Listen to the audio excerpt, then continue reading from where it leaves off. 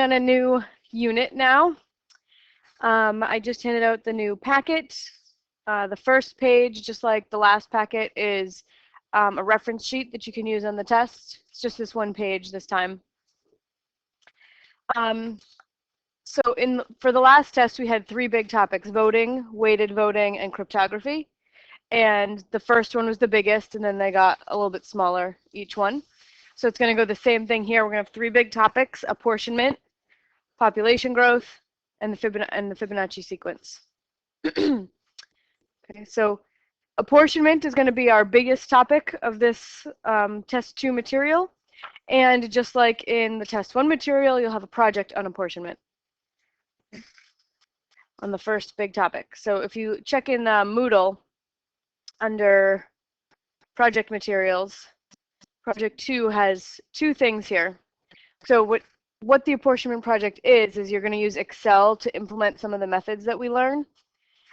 So the PDF is directions on how to do it with an example that you can follow. And then the Excel file is the actual project. And I'm going to open it up here so you can see it.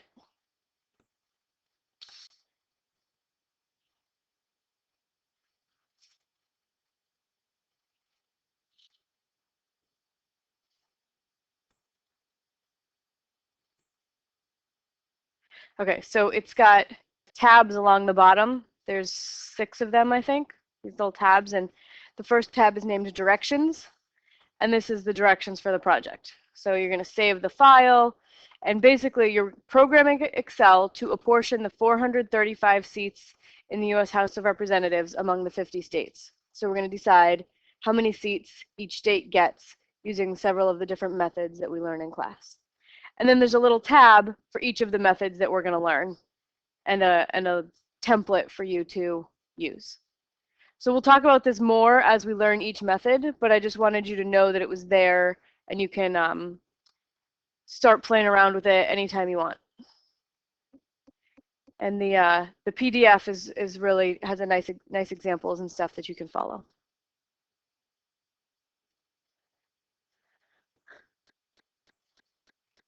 All right, so class 11, we're starting chapter 4, which is called apportionment. So this is an example of what's known as an apportionment problem.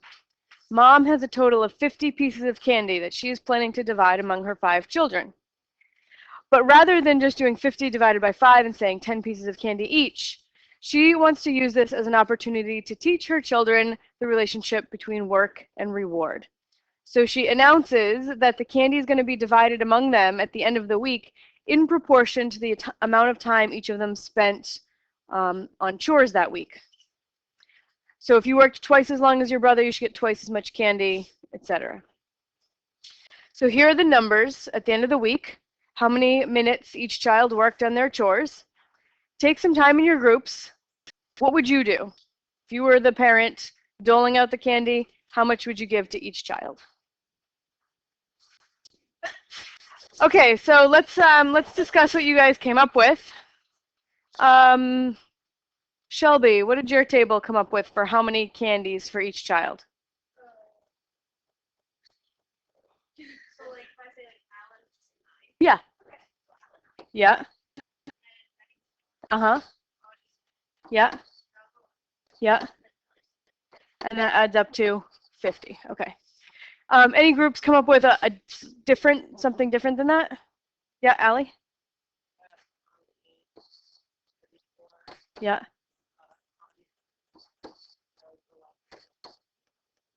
Okay, also 50. So we took a piece away from Alan and gave it to Ellie. Okay. Any other different apportionments?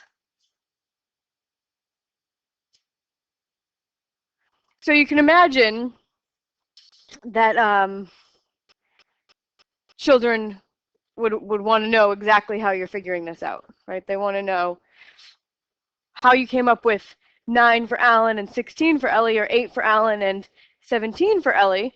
And children are going to take this really seriously. And you know who else takes it really seriously? States, when you're deciding how many seats in the House of Representatives they get. how we figure this out is really important. So I saw three major approaches to how we got these numbers.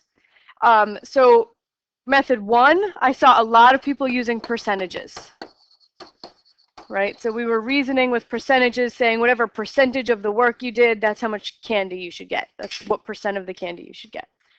I saw several people figure out how many minutes you have to work to get one piece of candy, right? So I saw several people do like 900 divided by 50, and that gives you 18, I think, 18. And so that's 18 minutes per piece. So you say, okay, for every 18 minutes you work, you get a piece of candy, right?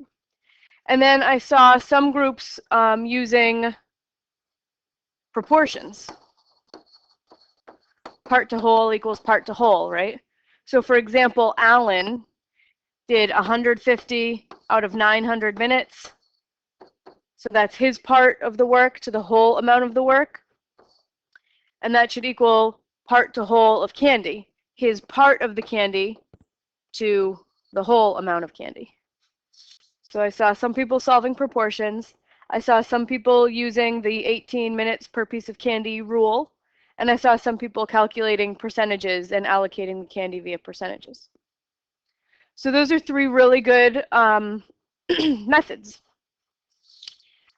And I'm going to go through another common apportionment problem with you, and we'll solve it using each of those methods.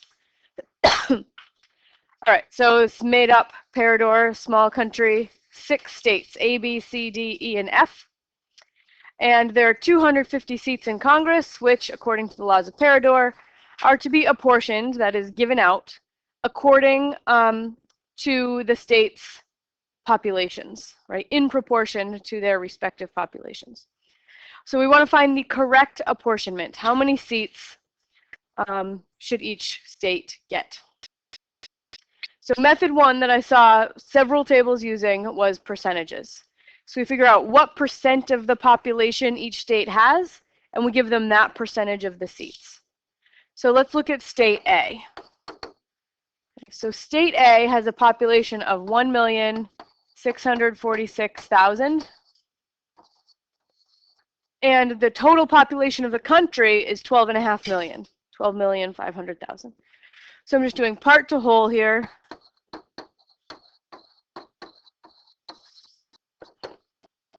And I grab a calculator so I can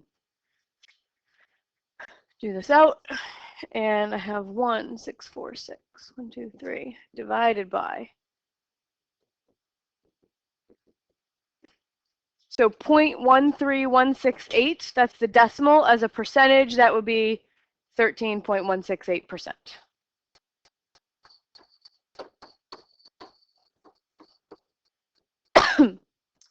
So 13.168% of the population means that you should get 13.168% of the 250 seats in the Congress. So I'm going to take 13.168% of 250. So I take my decimal, multiply by 250.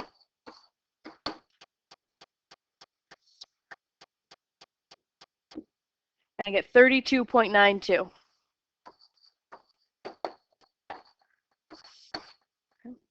So that is the exact number of seats that they are deserving of based on their population. Problem is, we can't give out 0.92 of a seat. We can give out 32, or we could give out 33, but we can't give out 32.92. But for now, I'm just going to leave it as an exact number, 32.92.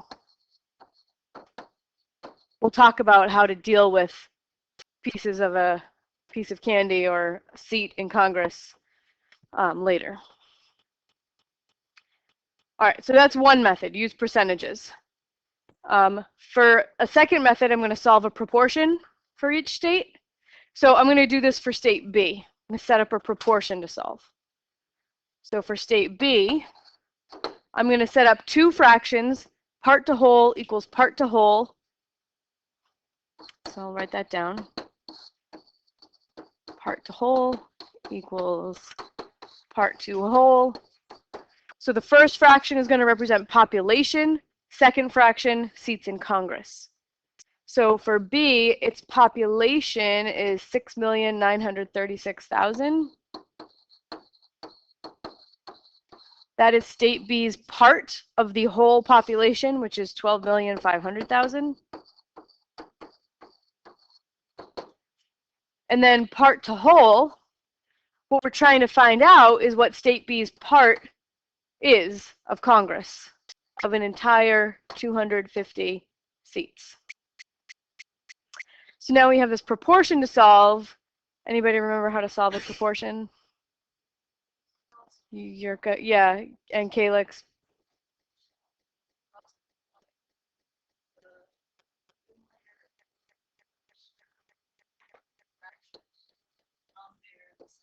Yeah. We can, yeah, we'll do that after. So we cross multiply. Means and extremes. Just multiply them and set them equal. So we do 250 times 6,936,000 equals 12,500,000 x. There's 250 seats in Congress that we're giving out. That's the whole number of seats in Congress.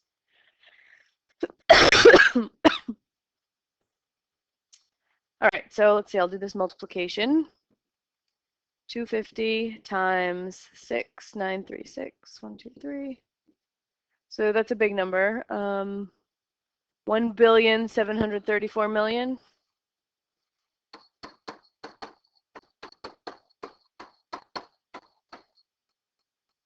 Equals 12,500,000 x. Then how do I get the x by itself? Divide by the coefficient on x. I'm going to divide by 12,500,000.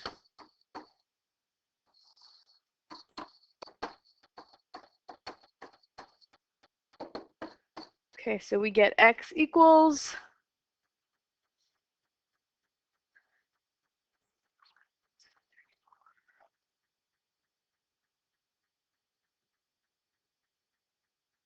138.72 of the seats.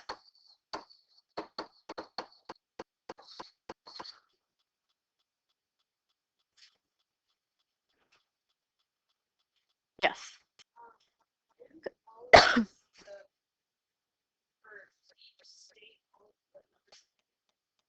Yeah, you can use any method. Yep, they'll all come out the same. So I'm just demonstrating the three methods so you can pick one that you like. Yes. Wouldn't it have been easier to simplify 250 first? Yeah, I could have done some canceling. 250 divide both the 6,000 and the 250 by 250. It's made it smaller. Yeah, that's a good idea. Which and it's a good thought to try to reduce fractions before you start, but that actually would only work if that was multiplication. When they're separated by the equal sign, you can't do that. Yeah, if this was, you know, this ugly fraction times x over 250, we could simplify before we start. Yeah. All right, so we've got two methods: percentages, which many of you used intuitively, proportions, which many of you used intuitively. Let's add this one, 138.72. Now, sort of the least intuitive option, or the least one that I saw, least frequently used one when I was walking around, is might seem the most complicated, but it's going to make our calculation, time spent doing calculations, easier. So you might consider switching to this method. So in this method, we figure out how many people you have to have in your state to get one seat. What's the correspondence between one seat to how many people? So we take the total population and divide by the total seats.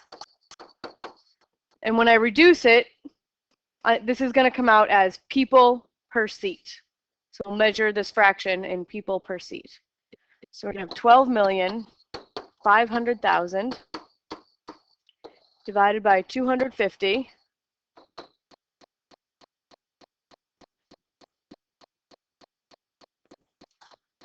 And 50,000.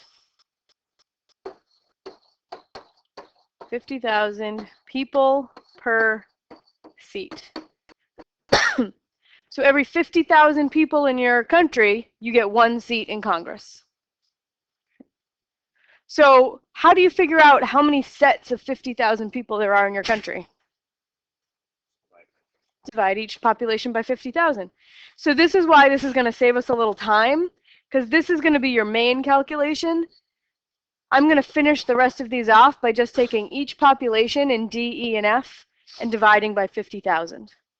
Because I know that every 50,000 people gets you a seat in Congress.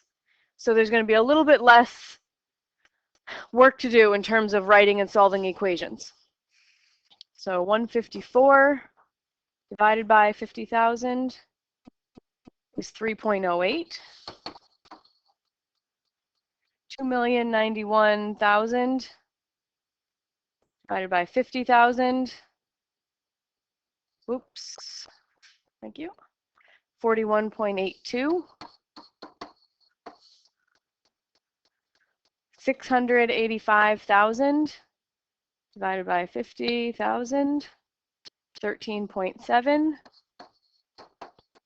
And one more state that has 988,000 people. Want to know how many sets of 50,000 there are? Because for every 50,000 you get a seat, so we divide by 50,000. And that's 19.76 seats.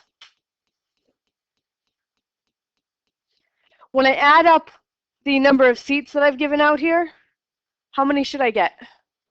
250, because I had 250 to give out. If I did everything right, I should be able to put those all in my calculator and then add to 250. So I'm just going to put a little note here of what we did here. Then you take each population and divide by 50,000.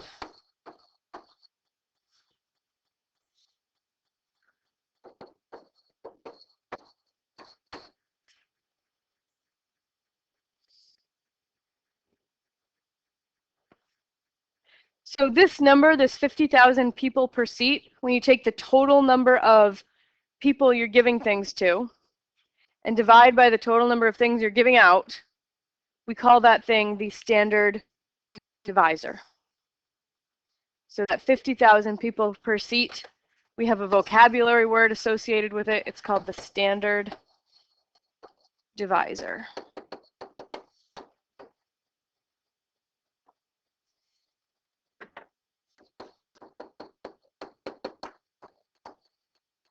And then the answers that you get, the exact number of seats that you should give out in Congress, we call the standard quotas.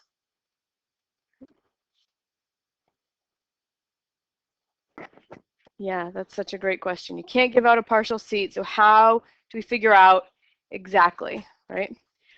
We can calculate the exact number of seats each state should receive, but the problem, what really makes this a difficult problem and not a problem that we would have solved in an earlier math course, is what do? We can't give out a partial seat. How do we decide? And it's a really important decision that carries a lot of political ramifications. Yes? Wouldn't you just round it? Okay, so that's a good idea. So that's one thing we could do, just round it. So let's see, if I go back to what I got here and I just rounded them, I would have 33, 139, 3, 42, 14, and 20. And round it down. Why would I round it down? Because isn't the rounding rule 0.5 and up, round up, below 0.5, round down? Oh, so you went ahead and read in the book. I love these people who have read in the book already. So the problem with standard rounding is that you might give out too many things, right? You run the risk of it adding up to more than what you have to give. Okay, so what we could do is round down.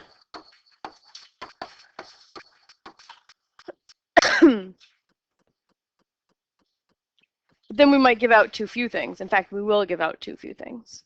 So we have to figure out what to do with the extras. All right, so before, in the next couple of weeks, we're going to be studying like 5 different historical solutions, things that the United States and other countries have implemented in trying to solve this problem. Okay, we'll look at the different methods and the pros and cons of them. So first, we need some vocabulary to have us all sort of have the same words that we use to describe things. So the states, I'm always going to call them the states, but it's the term that we use to name the parties that have a stake, right? So in the very first one we did with the kids and the candy, the kids would be the states, okay? And then the seats, this is the term that describes the things that we're giving out. Okay, we're giving out seats in Congress or pieces of candy, but in general, I'm going to call them the seats because the classic apportionment problem is for congressional seats. An apportionment method is a systematic method that divides the seats among the states. The standard divisor is the ratio of the total population to the total number of seats, and it measures how many people per seat. Standard quotas are the exact number of seats each state should get if it could get fractional seats, right?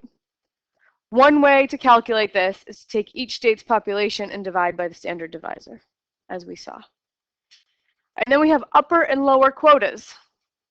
The lower quota is what you get when you take your standard quota, your exact amount, and round it down. Your upper quota is what you get if you took your exact amount, your standard quota, and rounded it up.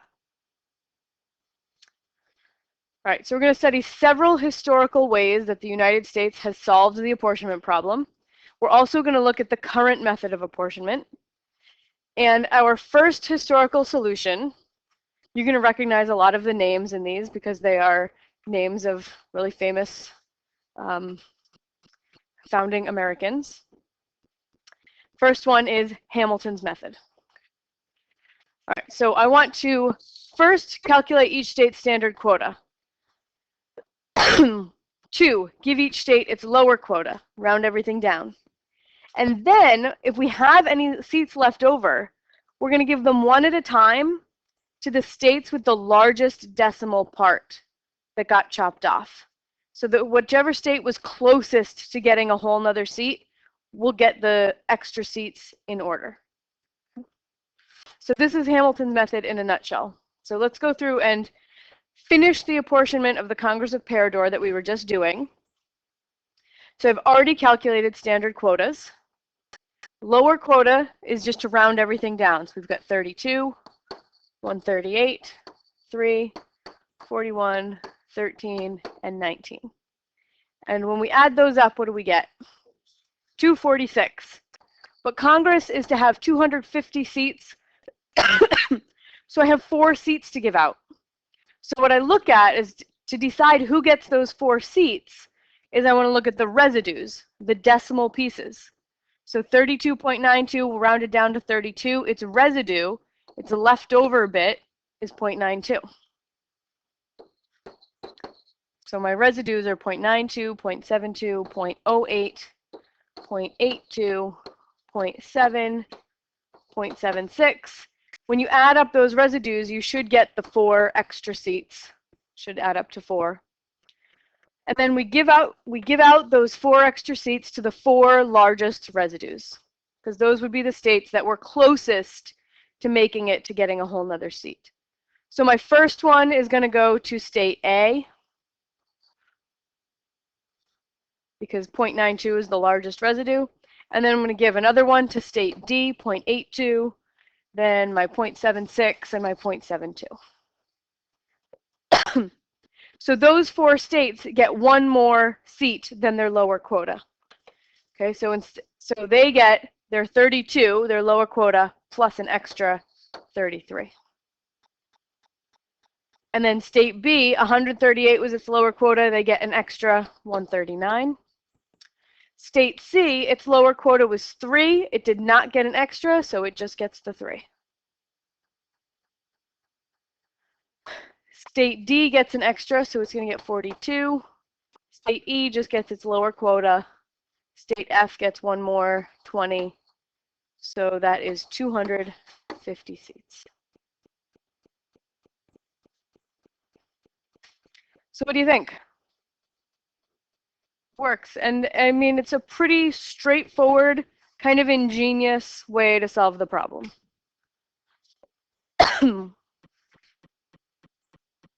All right, I want you guys to try one. Tasmania State University. There's 5 different schools. Total number of students is 12,500. And they're giving out faculty positions to the different schools, 250 faculty positions. And we want to decide which school gets how many faculty positions. Okay, so like I said, you can do your favorite method. You can stick with percentages or proportions. When I do these problems, I think I'm going to use the Standard Divisor method because it seems to be the most efficient. And your homework will sometimes ask you just what is the Standard Divisor. So you do have to know how to get it. Okay. All right, so first thing I'm going to calculate just off to the side here is my Standard Divisor. And we calculate that by doing the total number of people, 12,500, divided by the number of things we're giving out, 250. 250 faculty positions or teaching positions. And that comes out to 50 students, right, to 1 teacher, right? 50 students per teacher. Right. Well, each teacher might teach more than 1 class. This is just how we're calculating how many we should hire, right? Every 50 students, we hire a teacher. Okay, so now I'm going to take each school's enrollment, the number of students it has, and divide by 50. Figure out how many sets of 50 it has, and that's how many teachers should be hired for that school. So I'm going to do 1646 divided by 50, and I get 32.92. 762 divided by 50, 15.24. 2081 divided by 50 is 41.62. 1066 divided by 50, 21.32. 6945 divided by 50, 138.9. If I add those all up, I'm going to do it just this one time just so you can see it really does add up to 250, the number of things we're giving out. 32.92 plus 15.24 plus 41.62 plus 21.32 plus 138.9, exactly 250. Okay, so this is a good way to be able to check your work, right? Add those up, you should get the 250. Yeah, Calix?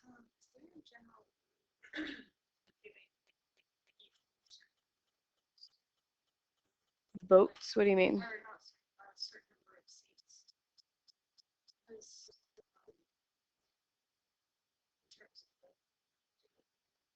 Yeah. Yes, you just give them, however many you have left over, you give them to the highest residues. And anyone else just gets their lower quota. Nope, just the biggest, just the biggest. Doesn't necessarily have to be above 0.5. Is there a certain number of quotas that, or of, I don't know, those they'll take the decimals out and add all without the decimals, like more votes, so highest. Oh, so it's just okay. Drop the decimals, add them all up. It's clear? Okay, good. Okay, so my next step in Hamilton's method is to just round everything down.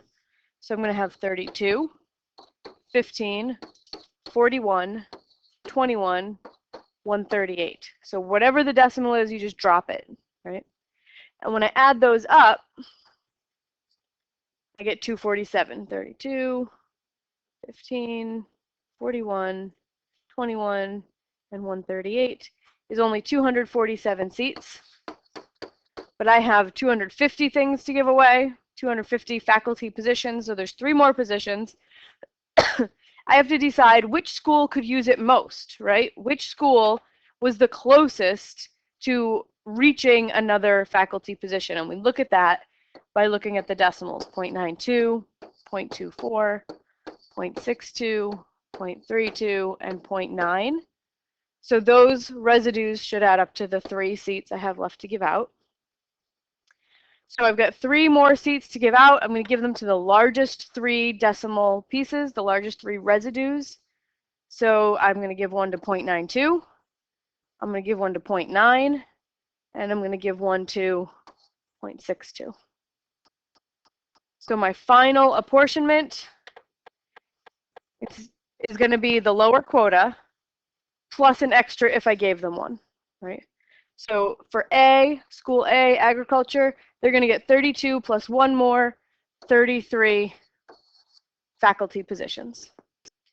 And the business school, they'll definitely get 15. I didn't give them any extras, so they stay at 15. And then the School of Education, they had 41 for their lower quota, plus they got awarded an extra, so they get 42 seats. And H is the School of Humanities, 21, no extra, so they just stay at 21. And then School of Science, 138 faculty positions, plus they get 1 more, so 140. Oh, sorry, 139. And then when you add up your final quotas, you should get the 250 that you were looking for.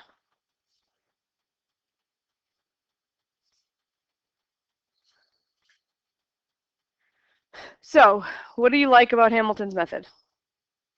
Yeah, Calyx. Quick. Yeah. Simple calculations.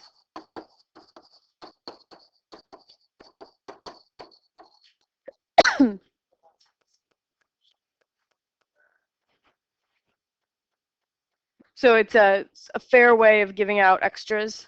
Yeah.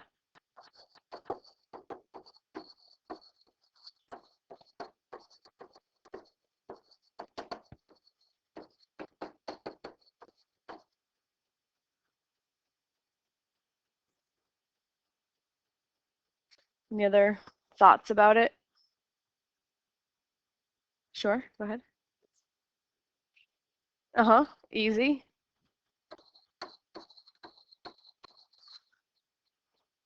So as a first method, sorry, go ahead. Seems like it could work in many situations. Yeah, it seems like very flexible, applicable.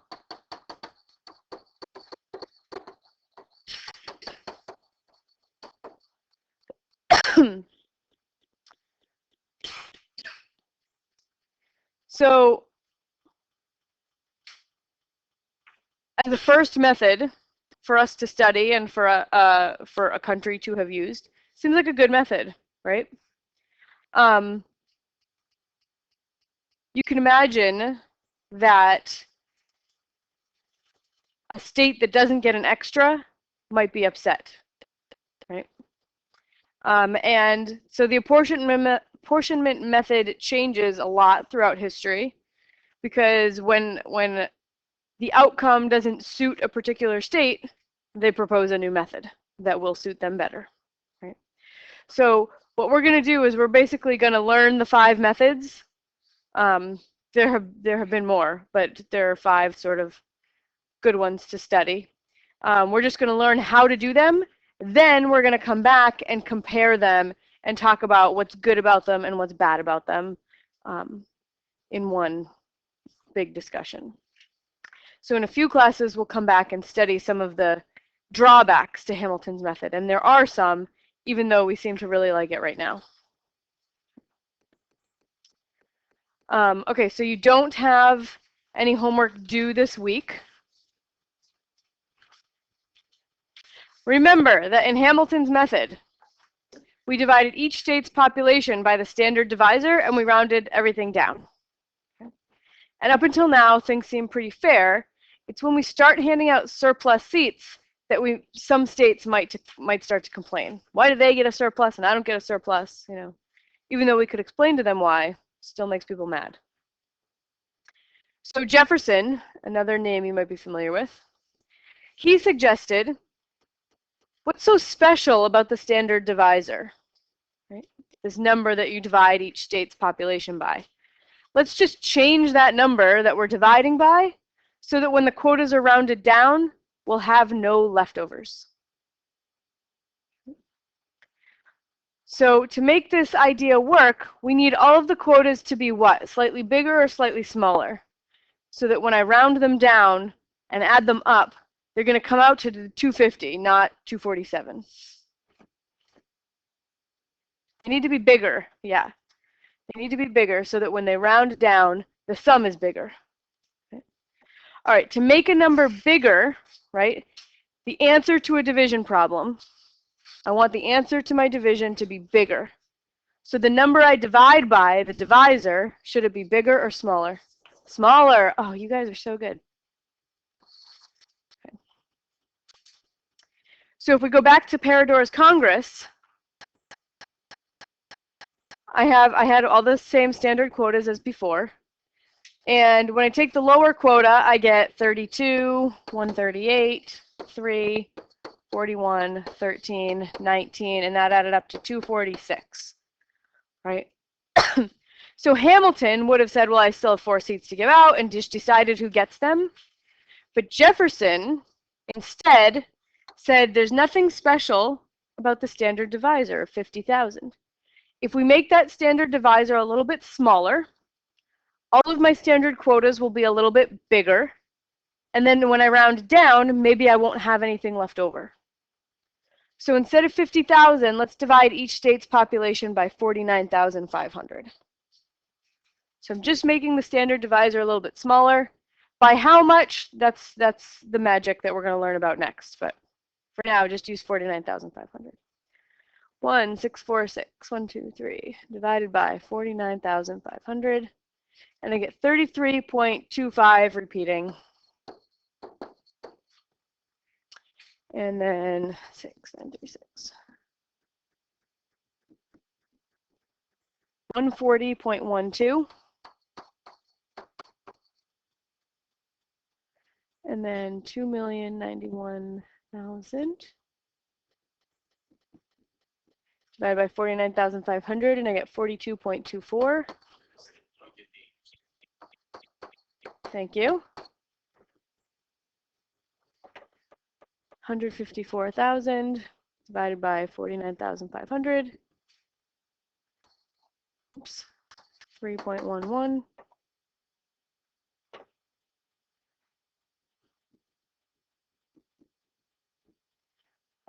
So E is 13.83.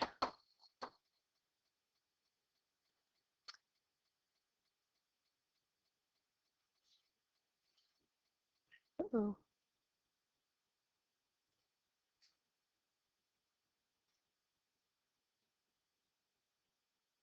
$19.95.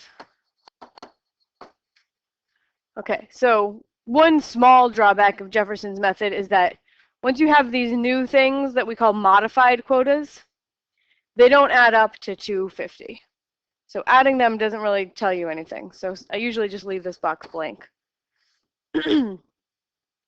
But so you can see what happened is that by lowering the divisor from 50,000 to 49,500, right? I made the divisor smaller. My quotas all came out a little bit bigger. So 32.92 is now 33.25, a little bit bigger. 138.72, 140.12. So it's a little bit bigger.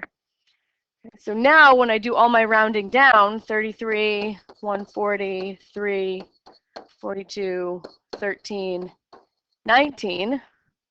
Add those all up, I come up with exactly 250, no leftovers. So that's nice. There are no leftovers to squabble over. But anybody see a problem with these results? Ryan, what do you see?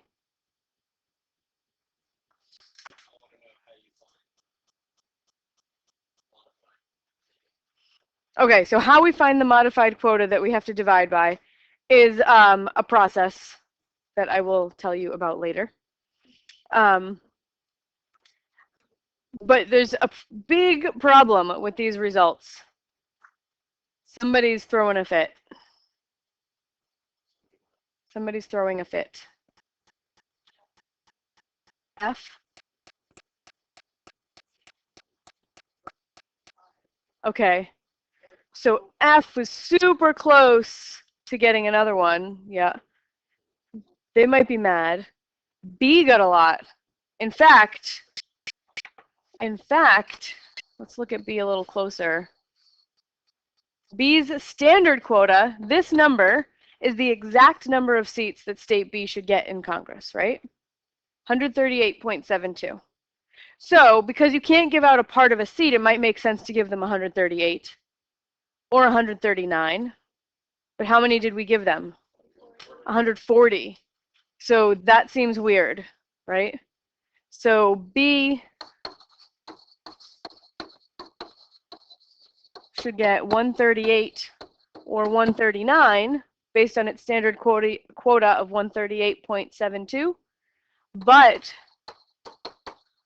we gave 140.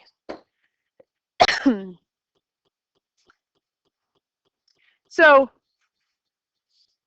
has the advantage of not having extras to deal with, but it has this drawback that sometimes it does this weird thing and gives too many seats than it should.